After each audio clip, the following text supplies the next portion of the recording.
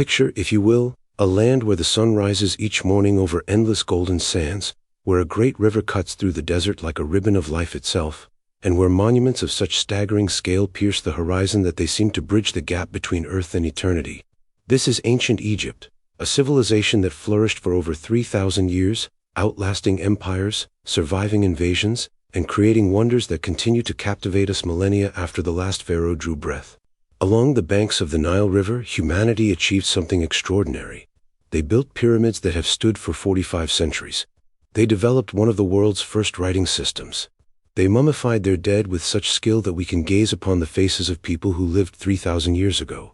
They worshipped gods with the heads of animals and believed their kings were divine. They conquered vast territories stretching from Nubia to the Euphrates River, and they created art so distinctive that we can recognize it instantly even today. But ancient Egypt was more than pyramids and mummies, more than golden masks and hieroglyphic mysteries. It was a living, breathing civilization where farmers rose with the sun to work the fields flooded by the Nile's annual inundation, where scribes meticulously recorded grain taxes and temple archives, where priests performed elaborate rituals to maintain cosmic order, where craftsmen spent decades carving reliefs into temple walls, and where queens could sometimes rule as pharaohs in their own right. It was a society of breathtaking contrasts, where the pharaoh lived in palaces of unprecedented luxury while slaves labored under the brutal desert sun, where profound spiritual beliefs about eternal life coexisted with pragmatic governance and sophisticated bureaucracy, where conservative artistic traditions lasting 3 millennia existed alongside moments of radical religious revolution. Before we journey together through the sands of time to explore this magnificent civilization, I invite you to support this channel by clicking that like button below. If you enjoy these deep dives into history that help you drift off to sleep while learning something fascinating, please consider subscribing and turning on notifications so you never miss an episode. Your support helps me continue creating these long-form historical narratives. And now, let us begin our journey to ancient Egypt, to walk among the pyramids, to sail upon the Nile, to stand in the shadows of colossal statues, and to understand how along this single river, humanity built a civilization of such enduring power that its legacy still echoes across the millennia. Long before the first pyramid rose from the desert sands, long before the first hieroglyph was carved into stone, long before any pharaoh claimed to be the living embodiment of the god Horus, the Nile River Valley was home to nomadic peoples who followed the herds and gathered what the land provided. But around 5000 BCE, something began to change in this corner of northeastern Africa. The great drying of the Sahara was underway, transforming what had once been savanna dotted with lakes and traversed by grazing animals into the inhospitable desert we know today. As the land dried, people migrated toward the one constant source of water in the region, the mighty Nile, which flowed from the heart of Africa northward to the Mediterranean Sea. The Nile was Egypt. This cannot be overstated. In a land where rain was virtually non-existent, where the sun beat down mercilessly upon endless expanses of sand and rock, the Nile was the sole source of life, the divine gift that made civilization possible. Each year, with remarkable predictability, the river would flood. Waters swollen by distant rains in the Ethiopian highlands would overflow the banks, spreading across the floodplain and depositing rich, dark silt that renewed the fertility of the soil. When the waters receded, farmers could plant their crops in this gift from the gods, and the abundance that resulted supported an ever-growing population. The ancient Greek historian Herodotus, visiting Egypt in the 5th century BCE, called it the gift of the Nile, and he was absolutely correct. Without the river's annual flood, there would have been no Egypt. The earliest Neolithic settlements appeared along the Nile around 5000 BCE, marking the transition from the wandering life of hunter-gatherers to the settled existence of farmers. At Merimd Beni Salama in the western Nile Delta, archaeologists have uncovered evidence of one of these early communities. The inhabitants lived in simple huts constructed with light frames, their walls made of woven reeds plastered with mud. They buried their dead sometimes within the settlement itself, though whether these burial areas and living areas were used simultaneously remains uncertain. They crafted pottery for storage and cooking, and most importantly, they grew crops. Cereals like emmer wheat and barley became staples, crops that originated in the Fertile Crescent to the northeast and spread to Egypt, probably through the Sinai Peninsula. Further south, in the Fayum region where a great lake once spread across the desert, another early culture emerged around the same period. These people combined farming with fishing, taking advantage of both the fertile soil and the abundant fish in Lake Karen. They too made pottery, developed stone tools, and began the slow process of mastering agriculture, learning through generations of trial and error which crops would thrive in the Egyptian climate and how to manage the annual flood cycle to maximize yields. But the cultures that would most directly lead to the emergence of Egyptian civilization developed in Upper Egypt, the southern portion of the Nile Valley. Here, the river runs through a relatively narrow valley bounded by cliffs and desert on both sides, quite different from the broad delta region of Lower Egypt to the north.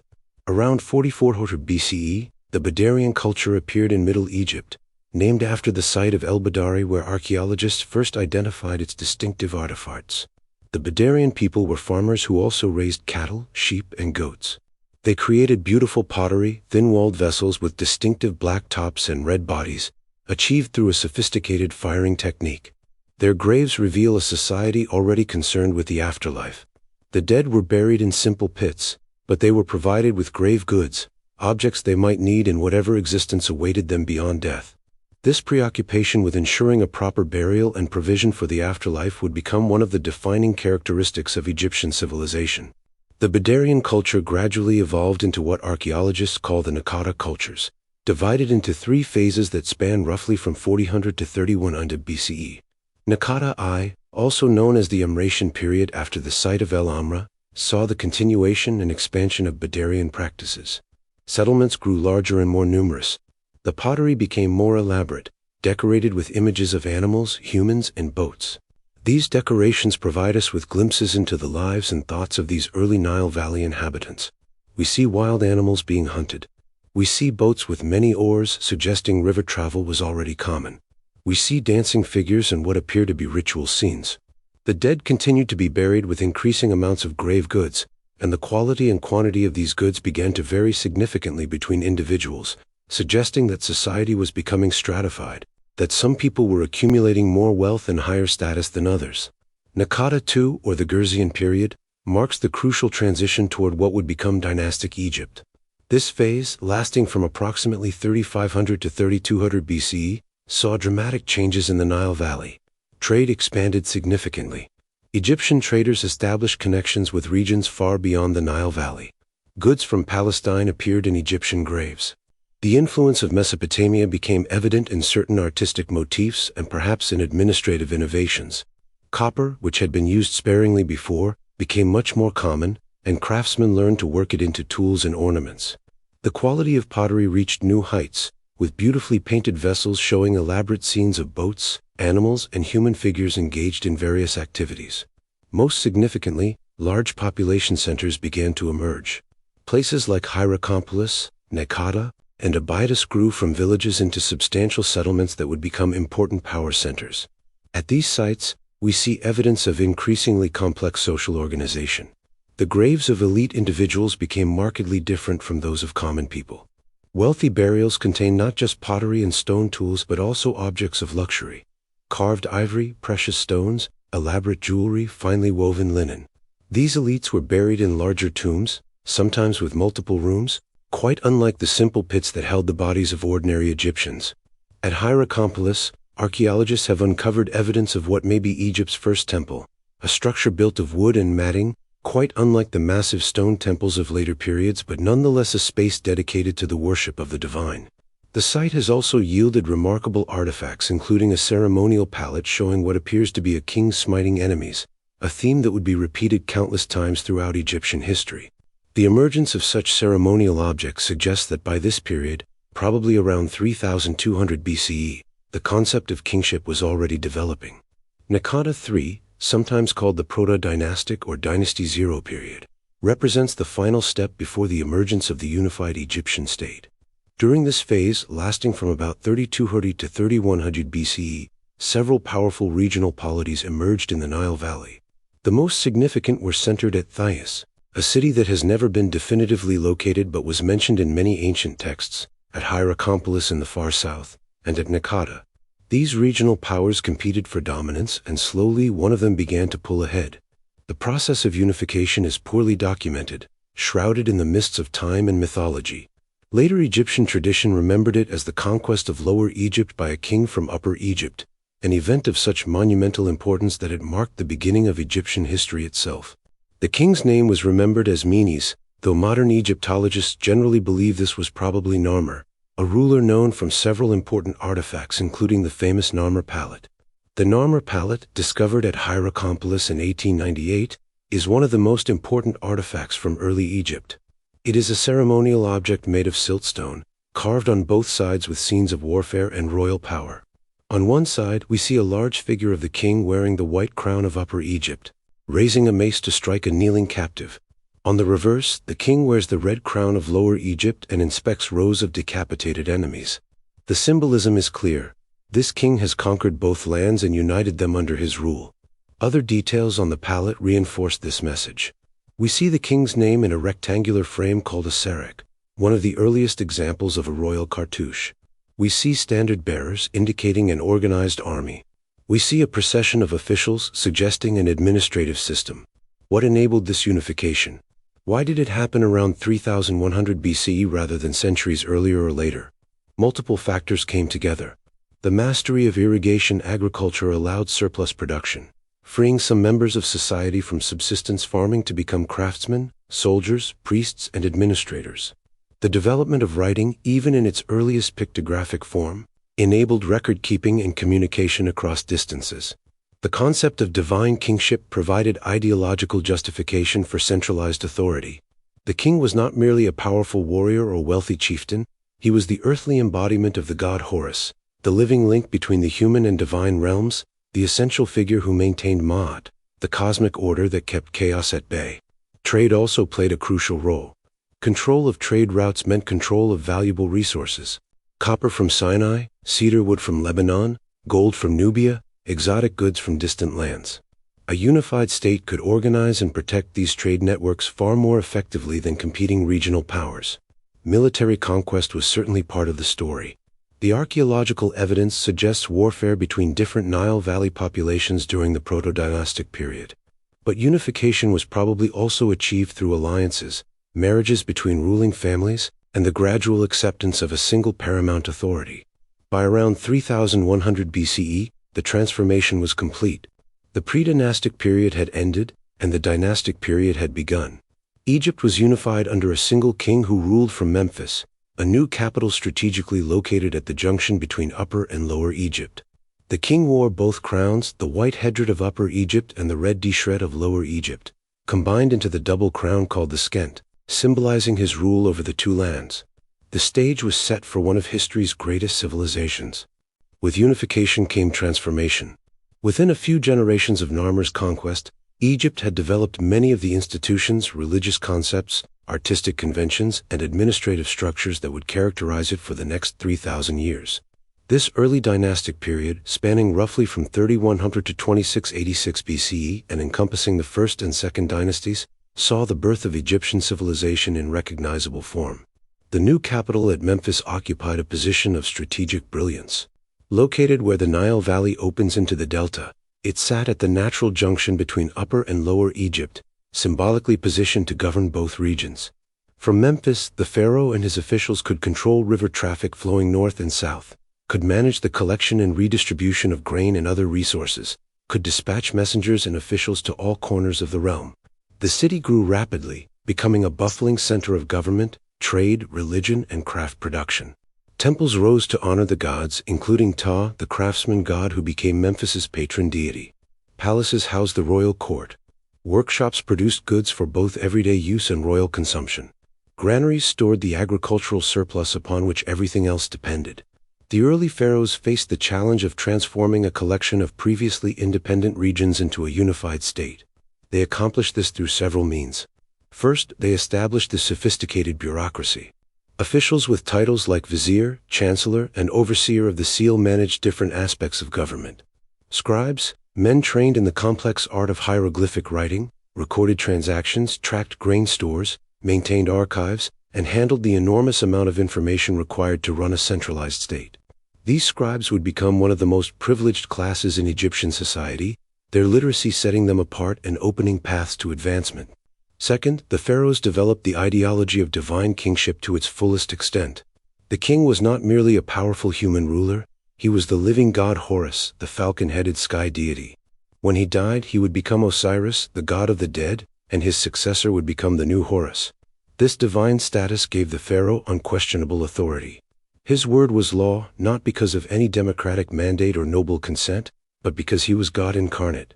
To question the pharaoh was to question the gods themselves, to threaten the Ma that held the universe in order. Third, they demonstrated their power through monumental construction. Even in the first and second dynasties, before the age of pyramids, Egyptian kings built impressive tombs. These early royal tombs at Abydos and Saqqara were not yet pyramids but rather large rectangular structures called mastabas, Arabic for bench due to their shape. These mastabas were built of mud brick and contained multiple chambers for the burial and for storage of grave goods. Around them were subsidiary burials, graves of servants and officials who were sometimes sacrificed to accompany the king into the afterlife, though this practice seems to have been abandoned after the first dynasty. The tombs grew larger and more elaborate with each generation, demonstrating the increasing resources at the pharaoh's command. The development of writing proceeded rapidly during the early dynastic period. The earliest hieroglyphs were pictographic symbols representing objects or concepts. Gradually, the system became more sophisticated. Symbols acquired phonetic values, allowing scribes to write abstract words and proper names. The script developed into a combination of logograms representing whole words or concepts and phonograms representing sounds. By the end of the early dynastic period, scribes could write complete sentences in Egyptian, recording not just quantities of goods but also narratives of events, religious texts, and royal decrees. This writing system served multiple functions. Most practically, it enabled the record-keeping essential to running a complex state. Temple archives and royal treasuries needed to track vast quantities of goods flowing in and out. Tax collectors needed to record what each region owed. Granary officials needed to note how much grain was stored. But writing also had religious and ideological purposes. Inscribing the king's name within a saric or cartouche was not merely identification but a magical act that helped ensure his eternal existence. Writing spells and prayers on tomb walls provided the deceased with the knowledge needed to navigate the afterlife. Trade expanded dramatically during the early dynastic period. Egyptian expeditions reached deep into Nubia to the south, seeking gold, ivory, ebony, and other African products. To the northeast, Egyptian traders established contacts in southern Canaan and possibly further into the Levant. Copper from the Sinai Peninsula was imported in increasing quantities. Cedar wood from Lebanon, a luxury in Tripor, Egypt, arrived to be used in shipbuilding, construction, and fine furniture. These trade networks brought wealth to Egypt but also exposed Egyptians to foreign ideas and technologies. The religious landscape of early dynastic Egypt was complex and would become more so. Each region had its own local deities, often associated with particular animals or natural phenomena. These local gods did not disappear with unification but rather were incorporated into an ever-expanding pantheon. Some deities rose to greater prominence. Re, the sun god worshipped at Heliopolis in the Delta, became increasingly important, reflecting the Egyptian fascination with the sun that dominated their sky and brought life to their land. Ta, as mentioned, was honored at Memphis. Osiris, originally perhaps a fertility god, was becoming associated with death and resurrection. Isis, his sister and wife, was developing her role as the ideal wife and mother. Horus, already identified with the king, was elaborated in mythology as the son of Osiris and Isis who avenged his father's murder. By the end of the Second Dynasty, around 2686 BCE, Egypt had been transformed. What had been a collection of competing polities along the Nile was now a unified state with a divine king, a complex bureaucracy, a sophisticated writing system, expanding trade networks, and developing religious traditions. The foundation had been laid. Now would come the age that would produce Egypt's most iconic monuments. The Old Kingdom, spanning from approximately 2686 to 2181 BCE and encompassing the 3rd through 6th dynasties, was the age when Egyptian civilization reached its first great flowering. It was the Pyramid Age, when pharaohs commanded resources on such a scale that they could build monuments that would stand for thousands of years. It was a time of political stability, economic prosperity, and cultural achievement that would never be quite matched again.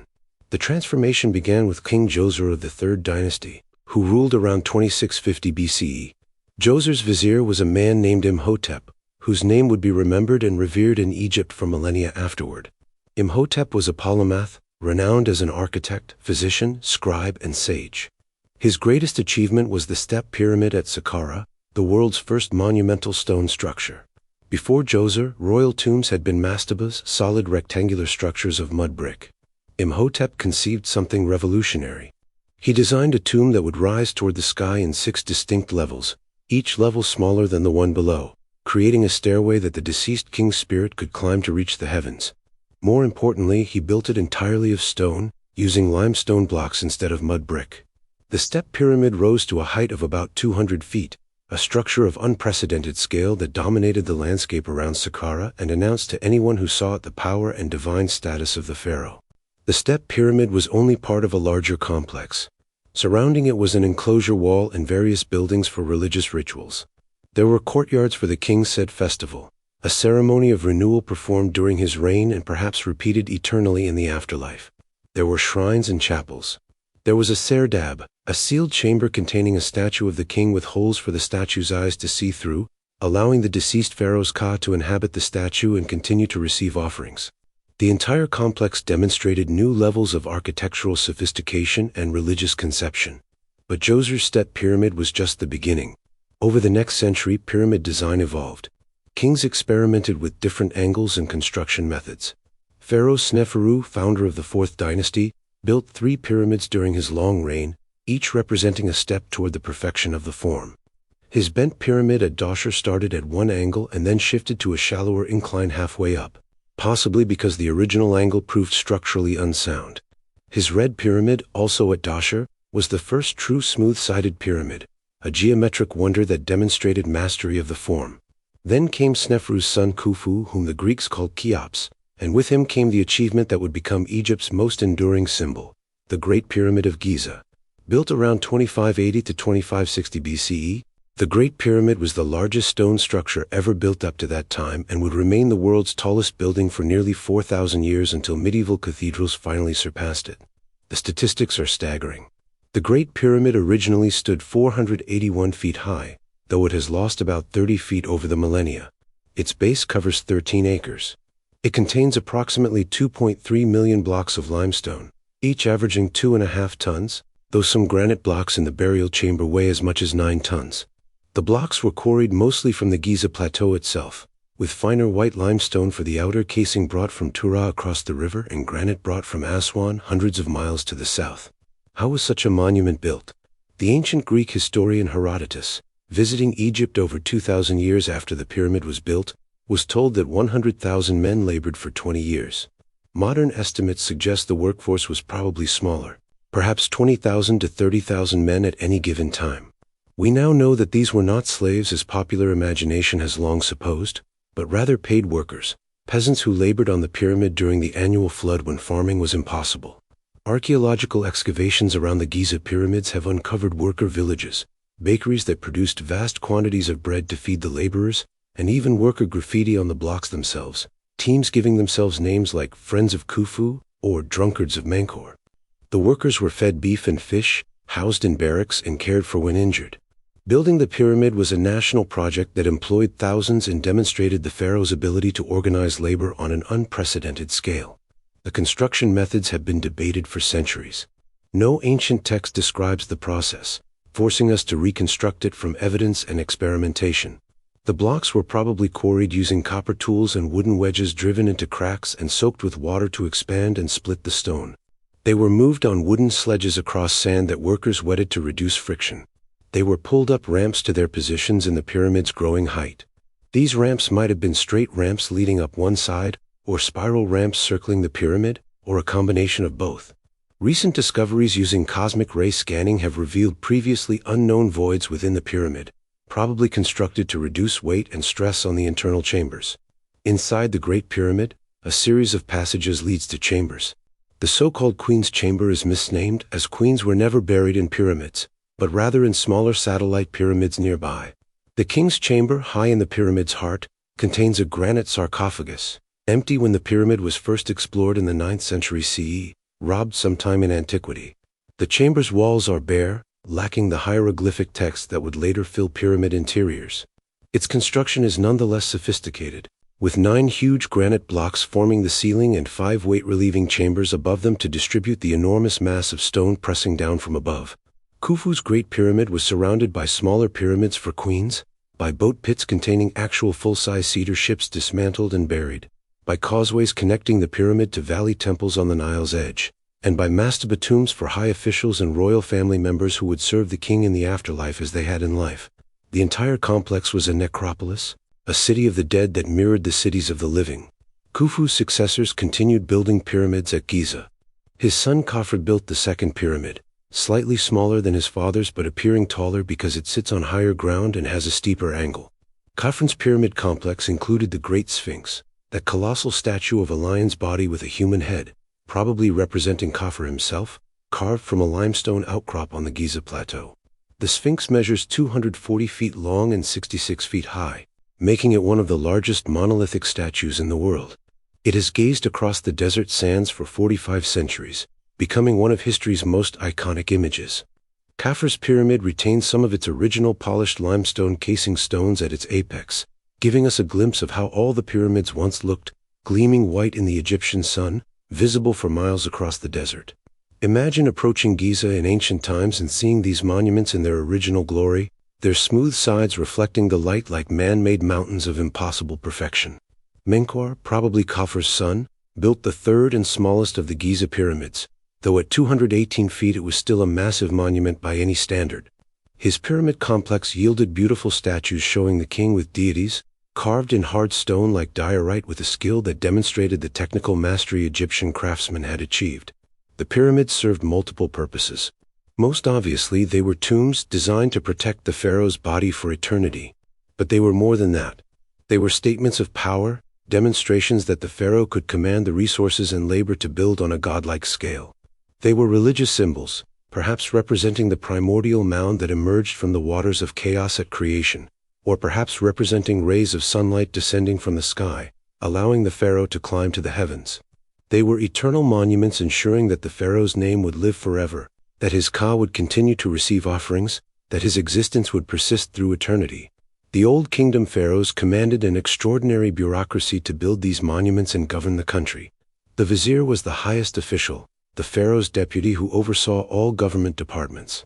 Below him were officials managing various portfolios, overseers of granaries, treasurers, tax collectors, scribes, priests.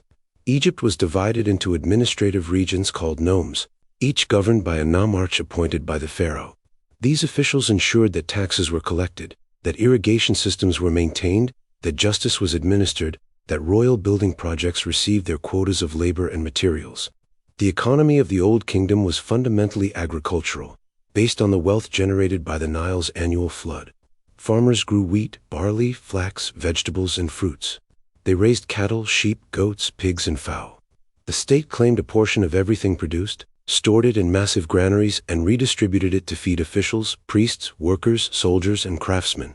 Trade brought in materials Egypt lacked: copper, timber, rare stones, incense. Craftsmen worked these materials into objects of astonishing beauty and technical sophistication. Old Kingdom art developed conventions that would persist for millennia. Figures were shown in the distinctive Egyptian style: heads in profile but eyes frontal, shoulders frontal but torso and legs in profile. Proportions were carefully calculated, with the human body divided into 18 equal parts from foot to hairline. These weren't limitations but rather deliberate artistic choices that prioritized symbolic clarity over realistic representation. The goal was not to create an illusion of reality but to present an eternal, perfected image. Religion during the Old Kingdom saw Re, the sun god, rise to supreme importance. The pharaohs of the 5th dynasty were particularly devoted to Re, building sun temples in addition to their pyramids. They began adding the element Re to their throne names. The belief developed that the pharaoh was literally the son of Re, conceived when the sun god took human form to impregnate the queen. This solar theology would persist throughout Egyptian history. The pyramid texts, the oldest religious texts in the world, first appeared in the Pyramid of King Unas at the end of the 5th dynasty. These hieroglyphic inscriptions covered the walls of the burial chamber and adjacent passages, providing the deceased king with spells, prayers, and knowledge needed to navigate the afterlife, to overcome obstacles, to be judged worthy, and ultimately to be reborn as a star in the sky or to join Re on his solar bark as it sailed through the heavens. The Old Kingdom came to an end around 2181 BCE, though the exact reasons remain debated. Climate change may have played a role, with lower Nile floods leading to famine and economic disruption. The power of provincial officials had been growing, with nomarchs becoming increasingly independent. The resources required to build ever larger pyramids may have strained the economy. Whatever the precise causes, centralized authority collapsed. Egypt fragmented into competing regional powers. The first intermediate period had begun, a time of division that would last until a new dynasty could reunite the two lands. But even in collapse, the Old Kingdom left an indelible legacy. The pyramids still stand, testaments to what human beings could achieve when organized under a powerful central authority with a clear vision. The artistic conventions, religious concepts, and administrative structures developed during the Old Kingdom would influence all subsequent Egyptian civilization. The memory of this golden age would inspire later pharaohs who sought to restore Egypt to its former glory. After more than a century of division and disorder during the First Intermediate Period, Egypt was reunified around 2055 BCE by King Mentuhotep II of Thebes, a city in Upper Egypt that would now become Egypt's most important religious center. Mentuhotep's reunification initiated what Egyptologists call the Middle Kingdom, spanning approximately 2055 to 1650 BCE and including the late 11th dynasty and the 12th and 13th dynasties.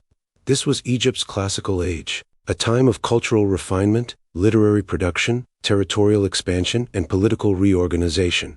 The Middle Kingdom pharaohs faced a different situation than their Old Kingdom predecessors. The provincial nobility had grown powerful during the First Intermediate Period, and kings could not simply ignore these regional power holders. Instead, Middle Kingdom pharaohs pursued a more balanced approach, governing through cooperation with provincial elites while gradually centralizing power. The capital moved from Memphis to a new city called Ichtoi, strategically located near the Fayum oasis, though the exact site has never been found. Militarily, the Middle Kingdom saw aggressive expansion, particularly into Nubia to the south. A series of massive fortresses was built along the Nile at the Second Cataract, monumental military installations designed to control trade routes and protect Egypt's southern frontier. These fortresses were engineering marvels with thick mud brick walls, elaborate gate systems, and sophisticated defensive features. They allowed Egypt to dominate Nubia and control the flow of gold, ivory, ebony, and other valuable African goods that enriched the pharaoh's treasuries. The Middle Kingdom was also an age of remarkable literary production. Egyptian scribes composed works that would be copied and studied for centuries afterward. The Tale of Sinio, a story about an Egyptian official who flees to Syria after a political crisis and eventually returns to Egypt to be buried in his homeland, became one of the most beloved works of Egyptian literature. The story of the shipwrecked sailor, an adventure tale about a sailor stranded on a magical island inhabited by a prophetic serpent, combined entertainment with moral instruction. The eloquent peasant told of a common man who pleaded his case so beautifully before officials that they deliberately delayed judgment just to hear more of his eloquent speeches. These literary works provide insights into Middle Kingdom values and concerns. They emphasize loyalty to the king, proper conduct according to Mayat, the importance of family and homeland, and the value of eloquent speech and wisdom. They also reveal a society more cosmopolitan than the Old Kingdom, aware of the wider world beyond Egypt's borders, curious about foreign lands yet confident in Egyptian superiority. Middle Kingdom art refined the conventions established in the Old Kingdom but with subtle differences. Royal statues of Middle Kingdom pharaohs often show them with more realistic, even careworn faces, quite unlike the serene, ageless faces of Old Kingdom sculptures. Some scholars interpret this as reflecting the political realities of the Middle Kingdom, where kings could not claim quite the same absolute authority as their Old Kingdom predecessors. Others see it as a different artistic choice, an attempt to show the king's wisdom and experience rather than his eternal youth. Religion during the Middle Kingdom saw important developments. The god Ammonius, previously a relatively minor deity of Thebes, began his rise to supreme importance, eventually merging with Re to become Ramesses III, king of the gods. The cult of Osiris, god of death and resurrection, became increasingly important. The belief developed that not just the pharaoh but all Egyptians could aspire to an afterlife, provided they lived virtuously and could afford proper burial. This democratization of the afterlife represented a significant shift from Old Kingdom beliefs, where eternal life was primarily the pharaoh's prerogative. The Middle Kingdom also saw the composition of the coffin texts, religious spells painted on the insides of coffins that served similar purposes to the earlier pyramid texts but were now available to wealthy non-royal Egyptians. These texts helped the deceased navigate the dangers of the underworld, provided them with knowledge of magical spells, and assured them of transformation into blessed spirits who could live eternally. The 12th dynasty, which ruled from approximately 1991 to 1802 BCE, was the Middle Kingdom's strongest period. Kings like Senusret III and Amenemhat III presided over a prosperous and stable Egypt. They undertook massive irrigation projects in the Fayum, reclaiming land and increasing agricultural productivity. They sent expeditions to Sinai for turquoise and copper, to Punt on the Red Sea coast for incense, to Nubia for gold. Trade flourished. Art and literature thrived. But the Middle Kingdom gradually weakened during the 13th dynasty. A rapid succession of kings, none ruling for very long, suggested political instability. Provincial power grew again.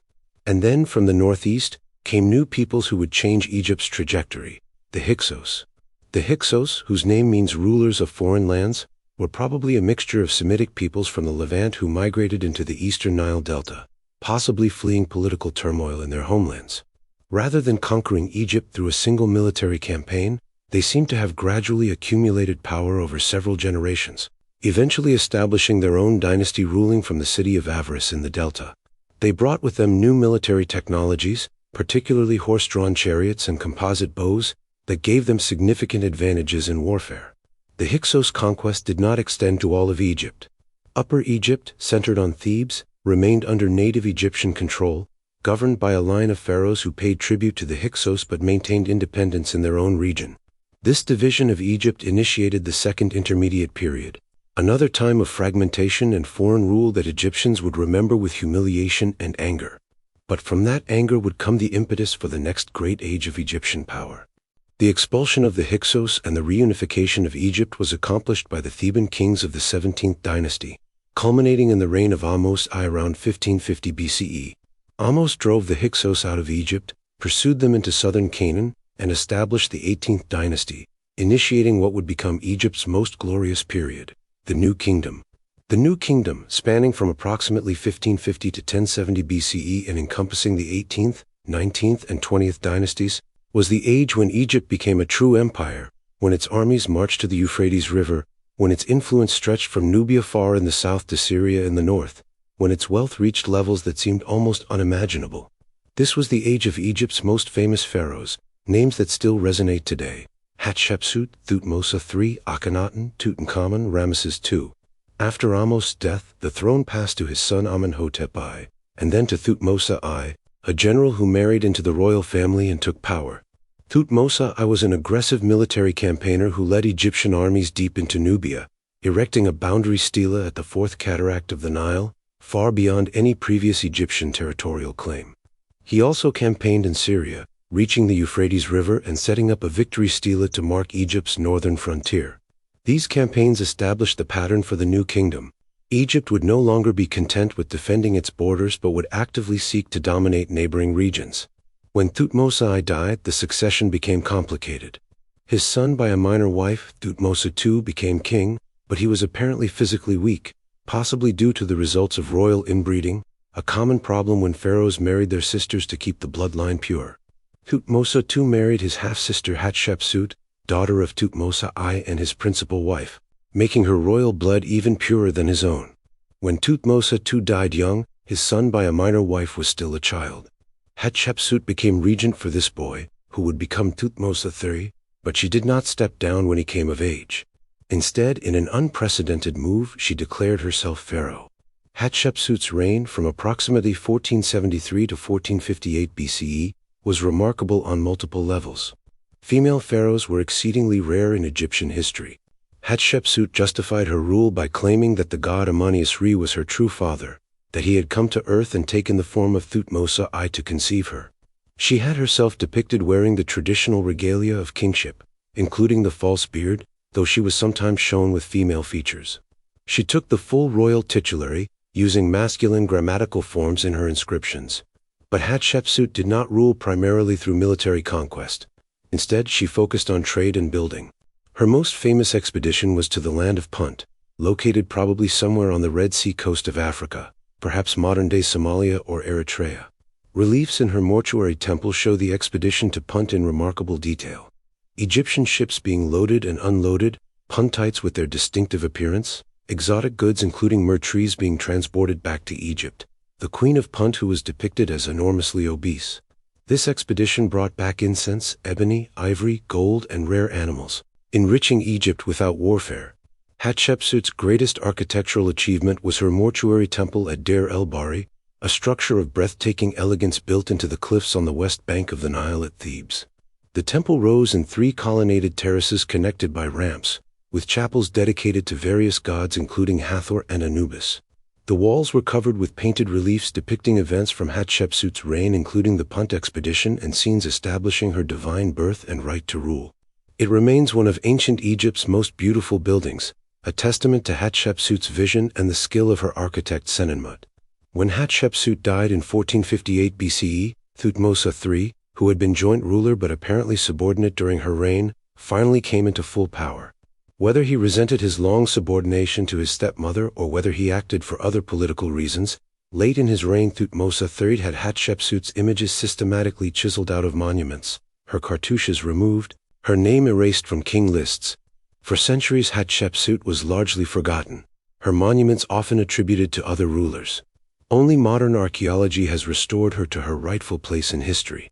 Thutmose III, once he achieved sole power, proved to be one of Egypt's greatest military leaders, earning him the modern nickname, the Napoleon of Egypt.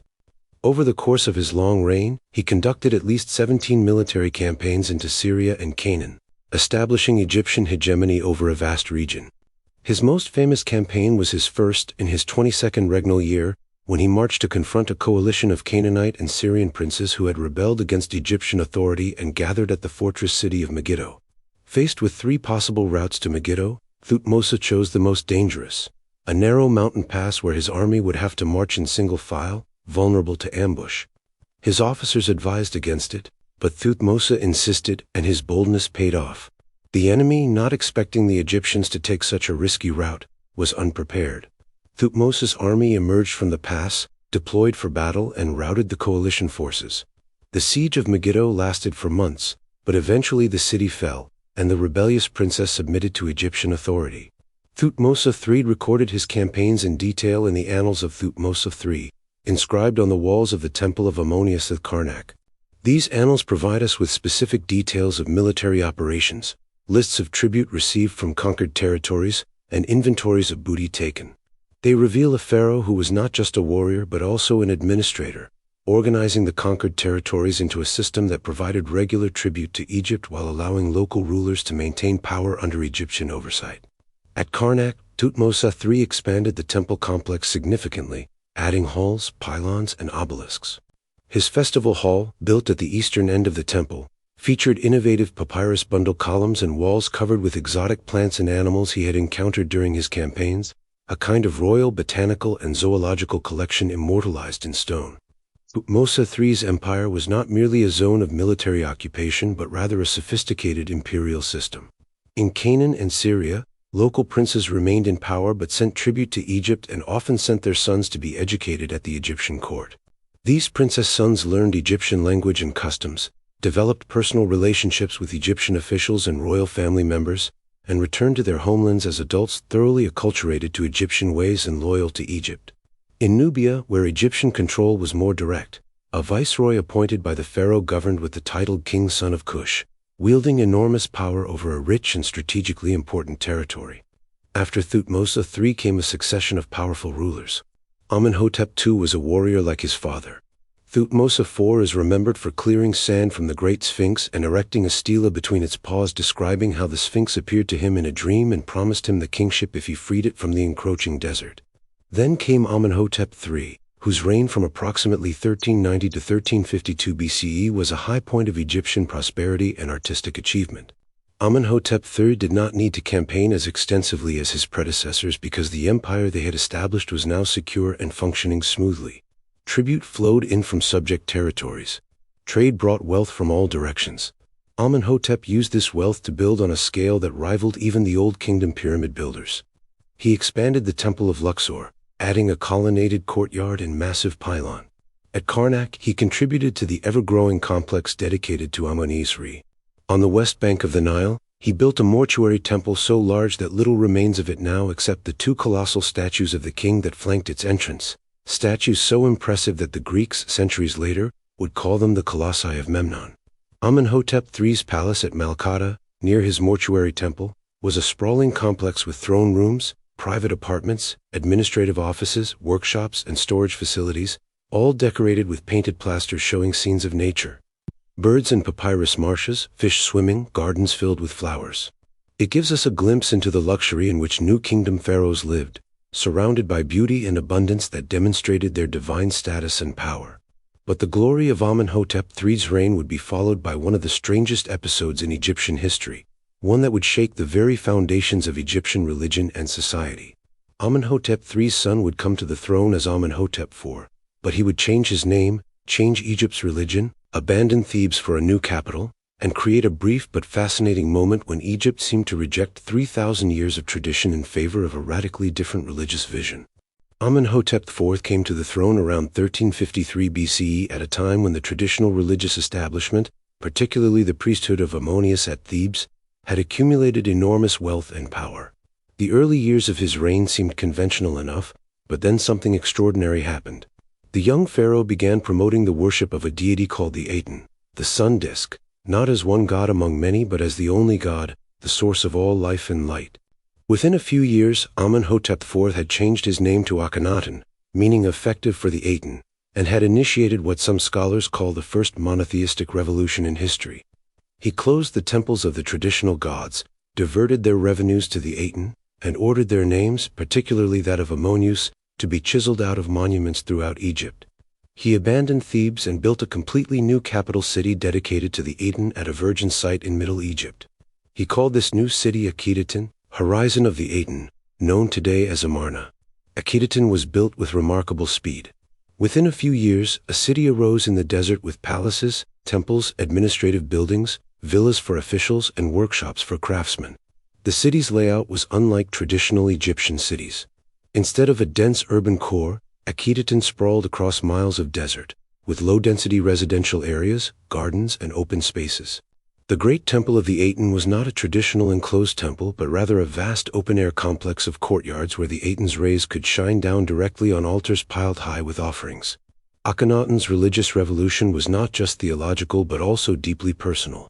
Unlike the traditional gods who were depicted in animal or part-animal forms and who acted as intermediaries between humanity and the divine, the Aten was represented simply as a sun disk with rays ending in hands that held Ankh symbols, signs of life, extending them toward the royal family.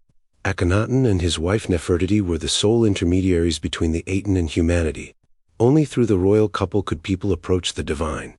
This theology concentrated religious authority in the pharaoh to an even greater degree than traditional Egyptian religion. Nefertiti, whose name means "the beautiful one has come," was Akhenaten's great royal wife, and she played an unprecedented role in his reign.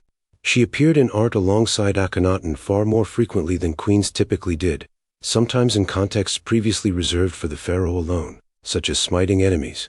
Some scholars believe she may have briefly ruled as pharaoh in her own right after Akhenaten's death, possibly under the name Nefertiti, though the evidence is ambiguous and debated. Amarna art style was radically different from traditional Egyptian art. Akhenaten had himself depicted with an elongated skull, narrow shoulders, a pot-belly, wide hips, and spindly legs, a bizarre appearance quite unlike the idealized perfection of traditional royal portraiture. Whether this reflected an actual medical condition, perhaps Marfan syndrome or some hormonal disorder, or whether it was a deliberate artistic choice meant to emphasize his otherworldly, divine nature remains debated. Nefertiti and their daughters were often shown with similarly elongated features. But Amarna art also showed scenes of remarkable intimacy and naturalism. We see Akhenaten and Nefertiti playing with their daughters, kissing them, dangling them on their knees. We see the royal family dining together. We see Nefertiti helping Akhenaten into his chariot. These domestic scenes were unprecedented in Egyptian art, which typically showed the pharaoh as remote and formal.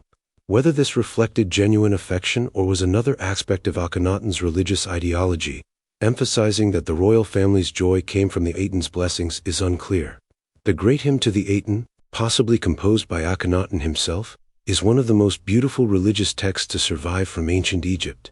It praises the Aten as the creator of all life, describing how all creatures depend on the sun's light, how the world awakens when the sun rises and sleeps when it sets, how even foreign lands are sustained by the Aten's bounty.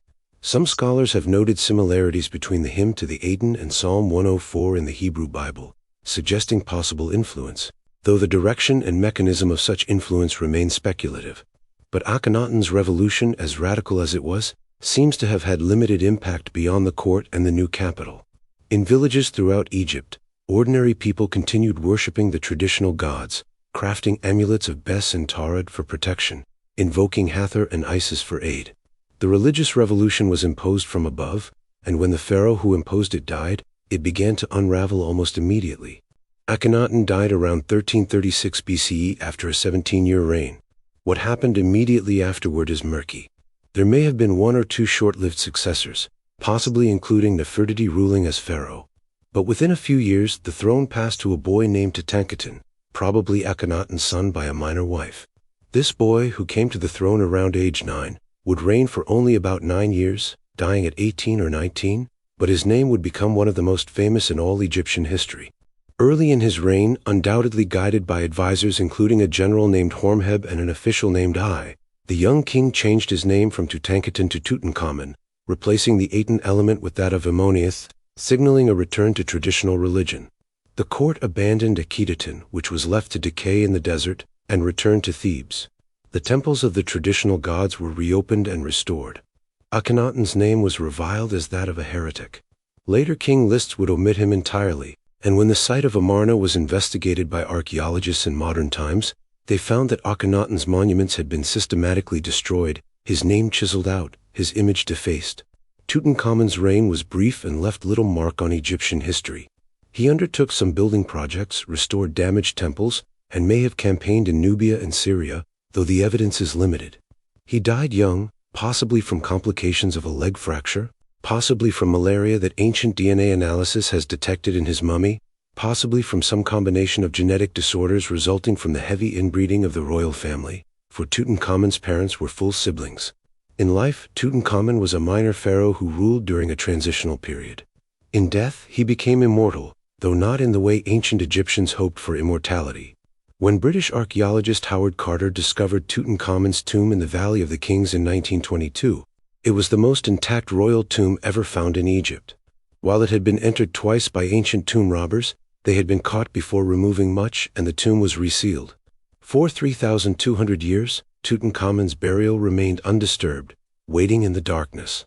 The tomb's contents were staggering. The burial chamber contained 4 gilded shrines nested one inside another, and inside those shrines was a stone sarcophagus, and inside that sarcophagus were 3 mummy-shaped coffins, the innermost made of solid gold, and inside the coffin was Tutankhamun's mummy, its head and shoulders covered by the famous golden mask, one of the most recognizable objects from the ancient world. The tomb also contained thrones, chariots, weapons, clothes, jewelry, furniture, games, and hundreds of other objects, many covered in gold and precious materials. Everything a king might need in the afterlife had been provided.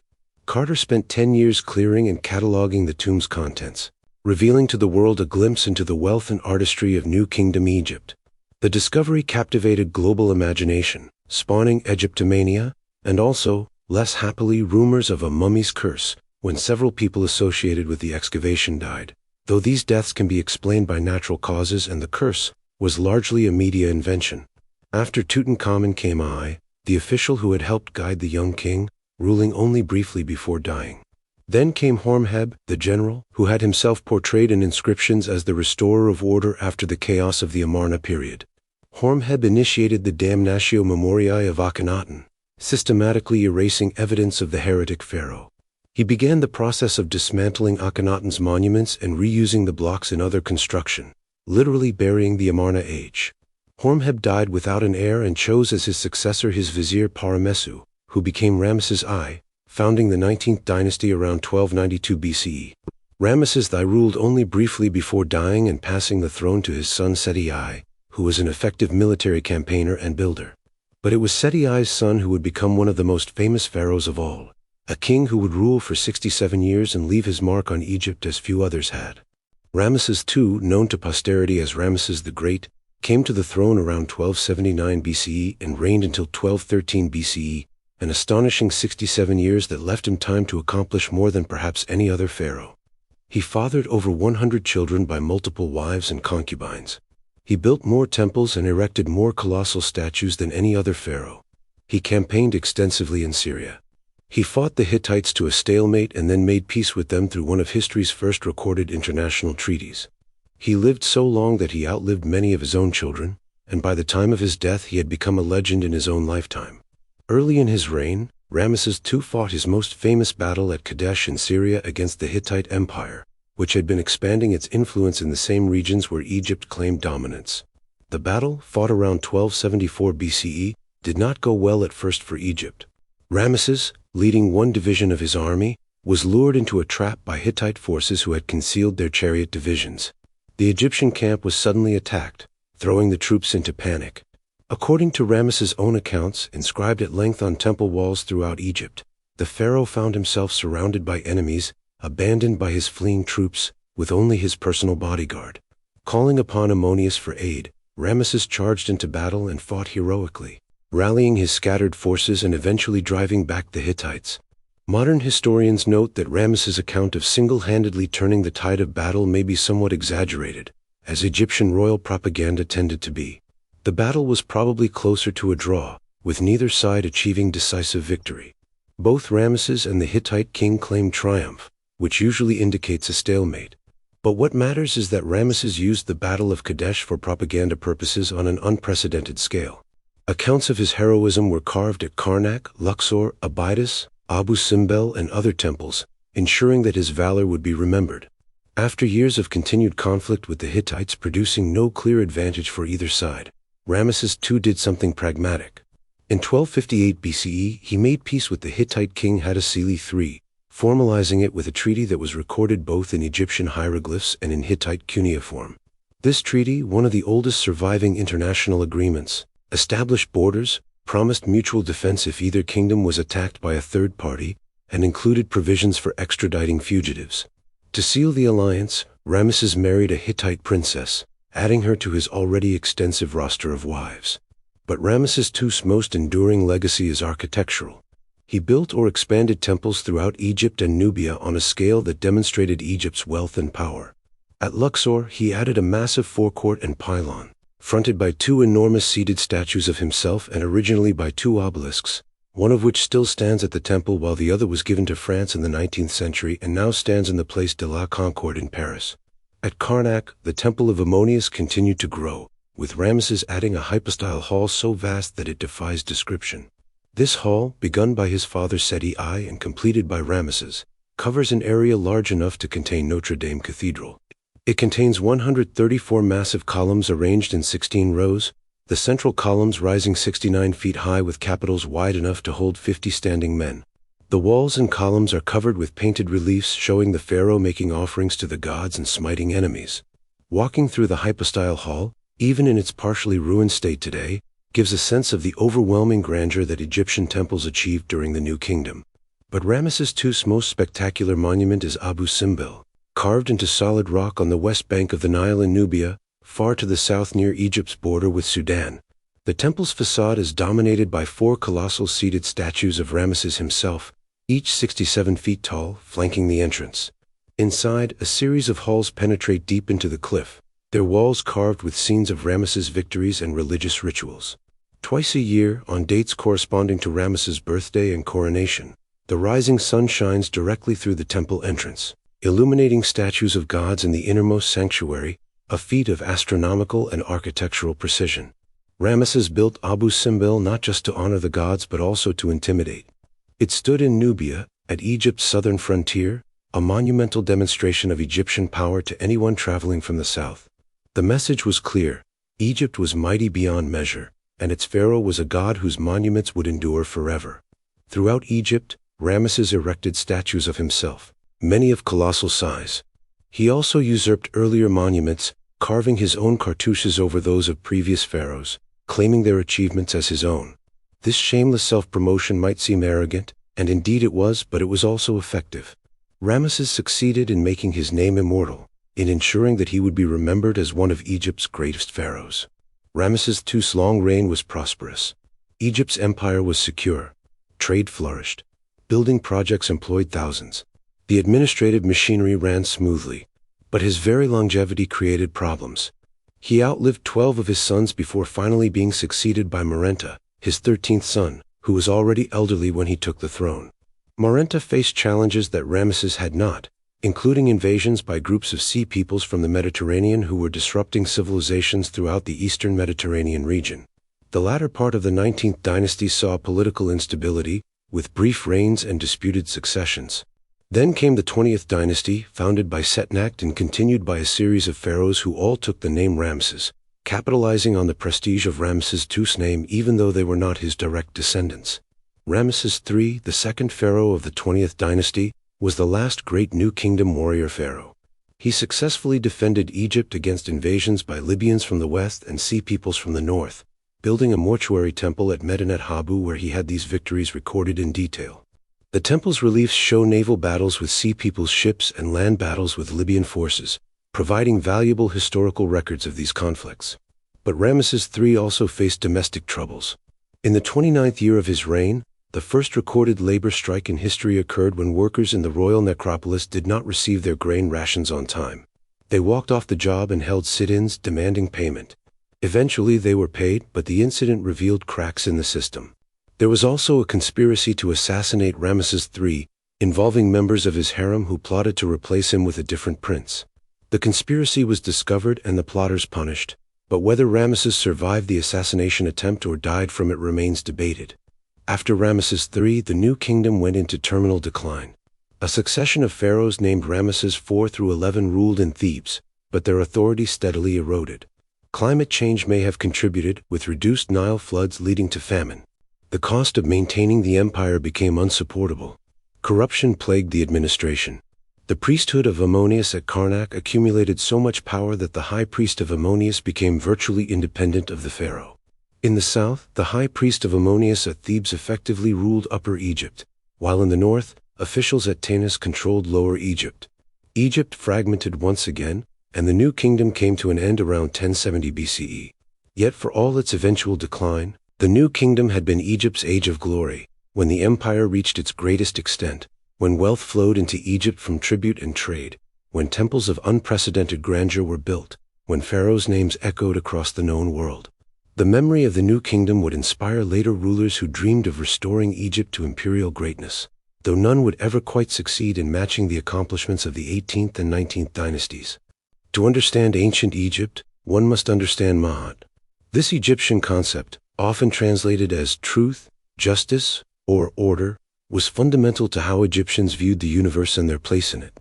Ma'at was the proper state of things, the divine order established at creation, the balance and harmony that must be maintained against the constant threat of chaos, personified as Isfet.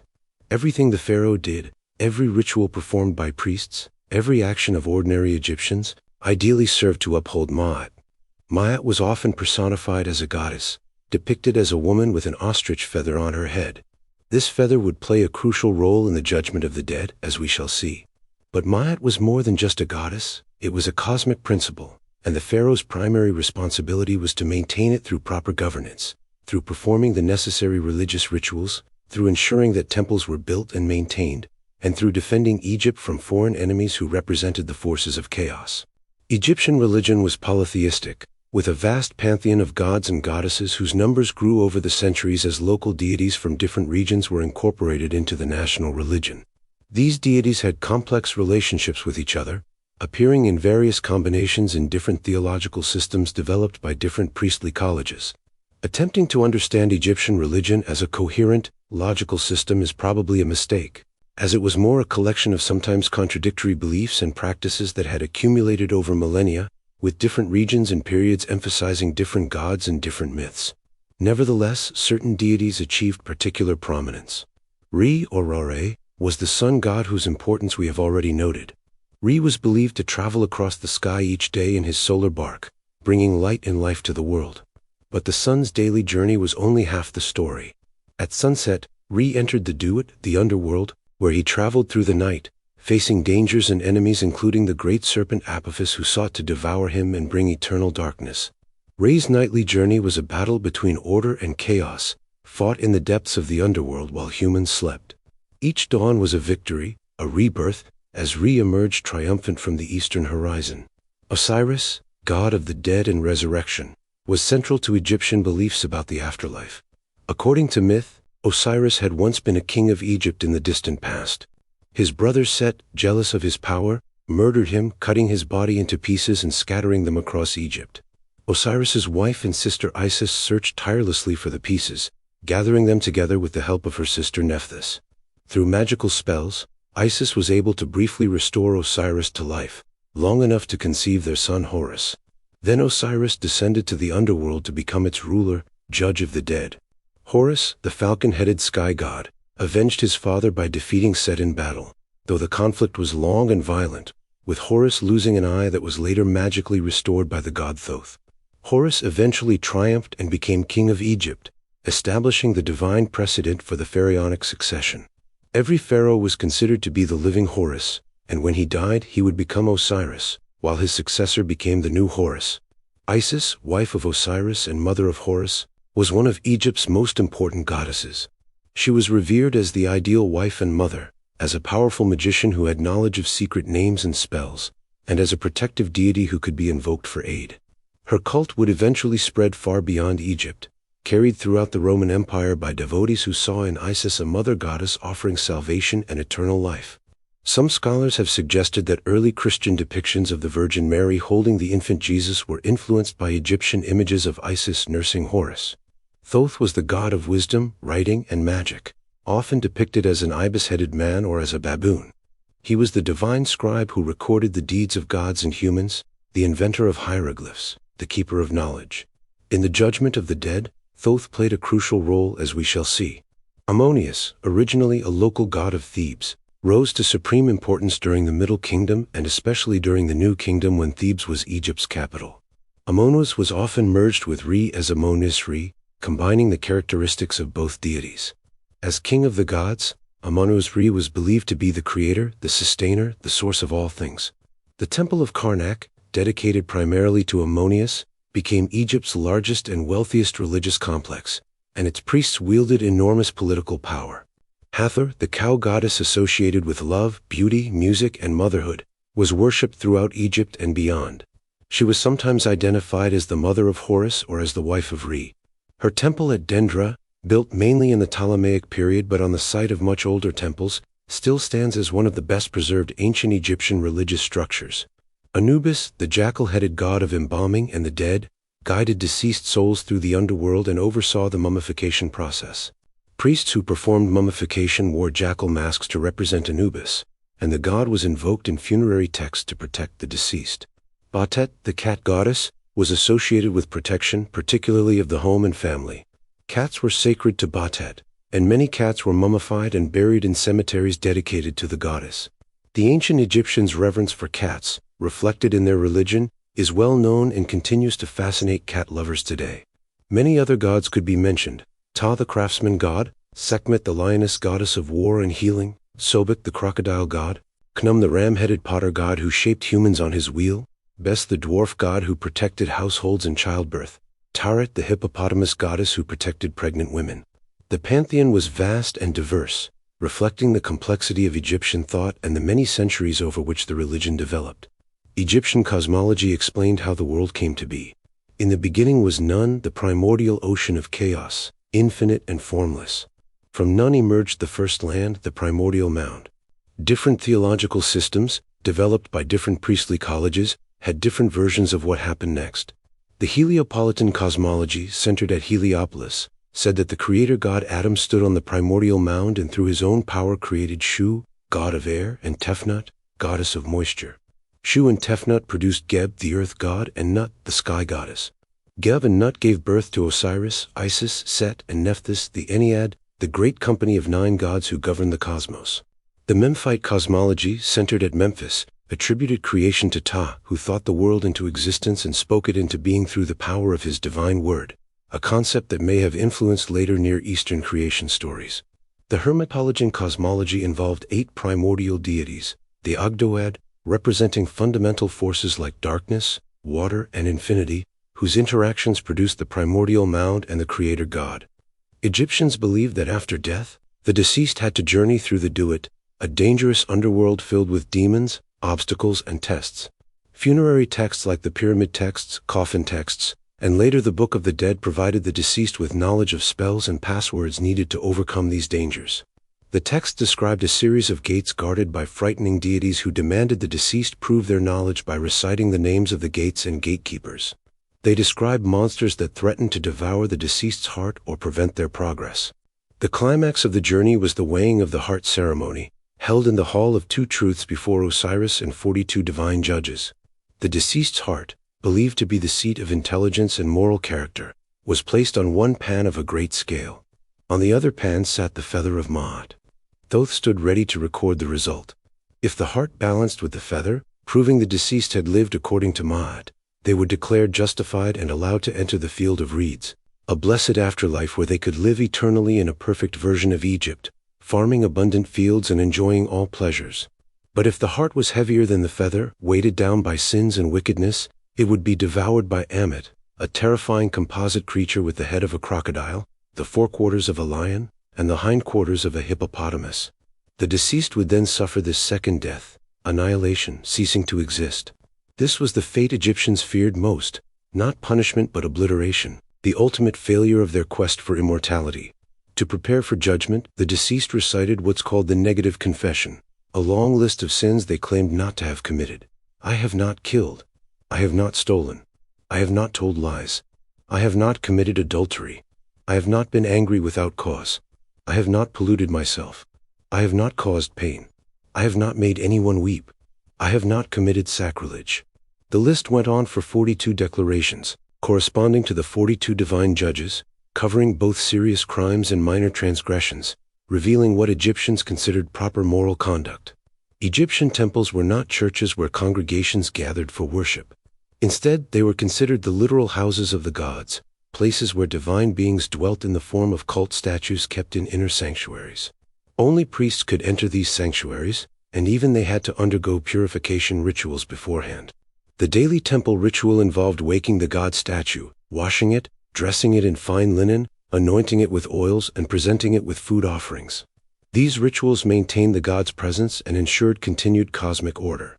Major festivals allowed ordinary Egyptians to participate more directly in religious life. During the Opet festival at Thebes, the statue of Ammonius was carried in a sacred bark from Karnak to Luxor Temple in a grand procession that wound through the streets, accompanied by priests, musicians, dancers, and crowds of worshippers. During the beautiful Feast of the Valley, people crossed to the west bank of the Nile to visit the tombs of deceased family members, bringing offerings and celebrating their continued existence.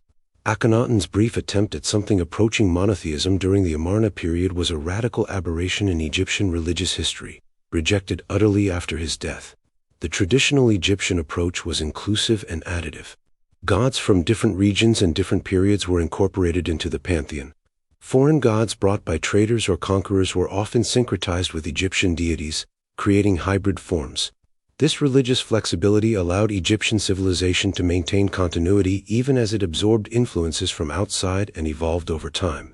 The power of Egyptian religion lay not in rigid dogma but in its ability to address fundamental human concerns about the nature of existence, the proper way to live, the fate of the soul after death. It offered hope for immortality, provided moral guidance, explained natural phenomena, justified social hierarchies, and gave meaning to the great cycles of the sun, the Nile flood, and human life.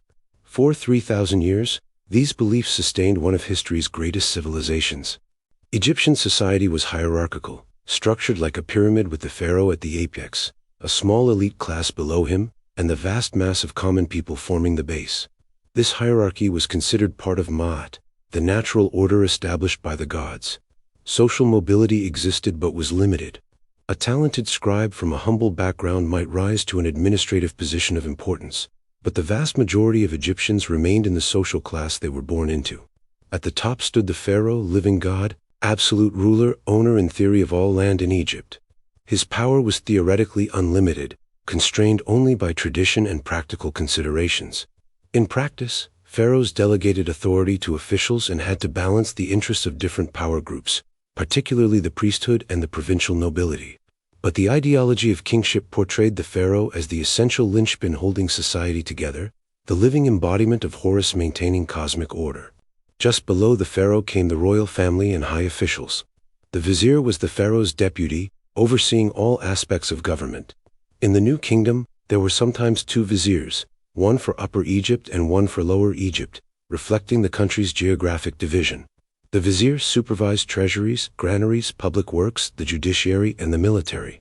It was an enormously demanding position requiring administrative genius and the pharaoh's complete trust. Other high officials included the high priest of Ammonius at Thebes, who controlled vast temple estates and resources, and the viceroy of Kush, who governed Nubia as the pharaoh's representative. These men lived in luxury with large houses, servants, fine clothes, abundant food, and the expectation of elaborate burial that would ensure their comfortable afterlife. The scribes formed a privileged class, literate in a society where probably less than 1% of the population could read and write. Training as a scribe required years of study, learning the complex hieroglyphic script and its cursive form hieratic, mastering mathematics, studying literature, and practicing writing on ostraca, pottery shards, or limestone flakes used as cheap writing surfaces. Successful scribes could become administrators, temple officials, or royal bureaucrats, living comfortable lives quite different from the hard physical labor most Egyptians performed. Texts from scribal schools emphasize the advantages of literacy. There is no profession free of a boss except that of the scribe, for he is the boss. Priests served the gods through daily rituals and temple ceremonies. The priesthood was not a full-time vocation for most priests. Instead, they served on a rotating basis, spending a month or two performing priestly duties and then returning to their regular occupations. Only the highest levels of the priesthood, like the high priest of Ammonius, were full-time positions. Priests had to maintain ritual purity, bathing multiple times daily, shaving their bodies, wearing white linen, abstaining from certain foods. Female priests existed, particularly in cults of goddesses like Hathor, though their roles were more limited than those of male priests. Craftsmen and artisans formed a middle class. Skilled workers included carpenters, metalworkers, jewelers, sculptors, painters, potters, and weavers. These craftsmen produced everything from everyday objects to royal treasures. They worked in workshops often attached to temples or the royal palace, receiving rations of grain in exchange for their labor. The workers who built and decorated royal tombs in the Valley of the Kings lived in a special village at Deir el-Medina, where archaeologists have uncovered extensive records of their lives. Work rosters, supply deliveries, legal disputes, personal letters. These records reveal a literate, relatively prosperous community with enough leisure to produce art and literature for their own enjoyment. The vast majority of Egyptians were farmers, their lives governed by the rhythms of the Nile's annual flood. The Egyptian year was divided into 3 seasons: Akhe, the inundation when the Nile flooded; Pare, the growing season when crops were planted and tended; and Shimu, the harvest. Farmers grew wheat and barley for bread and beer, the staples of the Egyptian diet. They cultivated flax for linen, vegetables like onions, leeks, garlic, and cucumbers, fruits including dates, figs, and grapes. They raised cattle, sheep, goats, pigs, ducks, and geese. Farming required hard physical labor. Fields had to be plowed, seeds sown, crops weeded and watered through irrigation channels, harvest gathered by hand with sickles, grain threshed and winnowed. The state claimed a substantial portion of agricultural production as tax, collected by officials who measured fields and assessed crops. Farmers who failed to pay could be beaten, their families enslaved.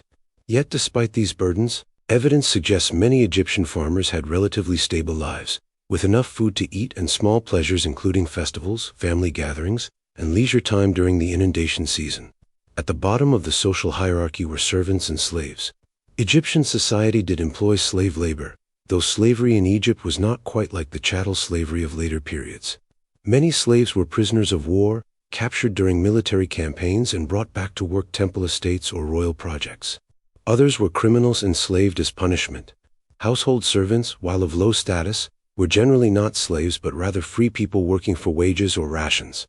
The massive building projects like pyramids were not built primarily by slaves but by conscripted labor, free Egyptians fulfilling their corvée obligations to the state. Women in ancient Egypt had relatively high status compared to many other ancient civilizations. They could own property, conduct business, initiate divorce, appear in court, and inherit wealth. Most women's primary roles were as wives and mothers, managing households, raising children, and perhaps helping with agricultural work. But women could also be priestesses, though usually in cults of goddesses. A few women reached the highest position of all, becoming pharaoh, though this was very rare.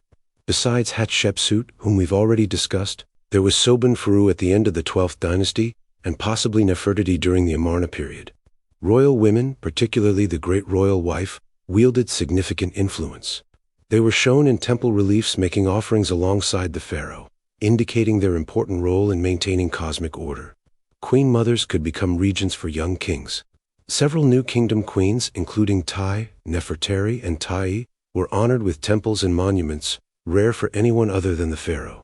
Marriage in ancient Egypt was a practical arrangement, though there's evidence people chose their spouses based on affection as well as economic considerations. Marriages were not religious ceremonies but rather private contracts, sometimes formalized with legal documents specifying property arrangements. Polygamy was permitted for those who could afford it, with the pharaoh having numerous wives and concubines, but most Egyptians were monogamous. Divorce was possible, with women having the right to divorce their husbands, though social pressure probably kept most marriages intact. Children were valued in Egyptian society, both for practical reasons, they would care for aging parents and maintain the family tomb, and for emotional ones, as artistic and literary evidence suggests genuine parental affection. Egyptian art shows parents playing with children, and medical texts reveal concern for child health. Education for most children was informal, learning their parents' trades or household skills. The children of elite families might attend scribal schools, though this was rare. Egyptian houses varied by class. Elite homes were spacious structures of mud brick, with multiple rooms including sleeping chambers, reception halls, storage areas, and kitchens, often with gardens containing pools or trees. Walls were plastered and painted with decorative scenes. Furniture included beds, chairs, stools, and chests, often beautifully crafted. The homes of common people were much simpler, small 1- or 2-room structures, also of mud brick, with minimal furniture and few possessions. Egyptians wore simple clothing suited to the hot climate.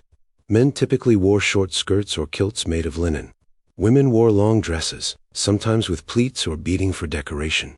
During the New Kingdom, fashions became more elaborate, with pleated and draped garments.